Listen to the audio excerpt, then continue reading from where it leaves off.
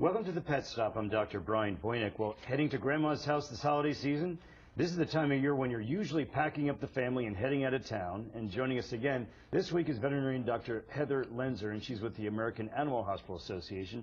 She's got some helpful tips on how to handle your pet no matter what mode of transportation you choose. Great to have you on again. Thanks for having me. You're welcome. So a lot of animals fear the unknown, and the main way that we transport our pets are in crates. So we need to make the crate be a safe place to be. So have it out, lying around, even feeding your animal in it so they get used to it, and then take them to fun places. Lots of banks and pharmacies have drive-through areas where dogs can get biscuits. That's great. Because you really just want the car ride to be a fun thing to do. Yeah, and you know, some pets are no longer hanging in crates like they used to, so it's good to reintroduce the crate with something, you know, with a scent, for example, your T-shirt or something like that to get them comfortable. Feed them in the crate a few days before travel and that sort of thing. I think that's a great idea. Exactly. And also to have them restrained in some way if they're not in a crate. Yeah, and actually the newer thing, there's newer data and actually products out now that are crash tested for use in a car. So there's crash tested car seats and dog harnesses, and you want to think about researching something like that, because just putting your animal in a crate alone might not protect them in the car if you get in some kind of accident. It's true, very important. So, but you do want them to be restrained somehow, and worst comes to worst, you can always put them in a crate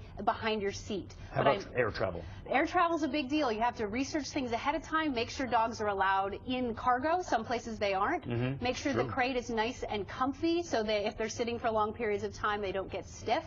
And book your ticket a long time ahead of time. Direct flights. And totally. Direct flights, try to do weekdays as well where it's not quite as busy. Good point. And if you need to find a veterinarian where you've landed, you have an emergency, check out the American Animal Hospital Association's hospital locator on their website, aha.org, AAHA.org. It's great research. Because you never know where you might not be able to find somebody quickly in an emergency, and that's a great tool. Very good. What about hydration?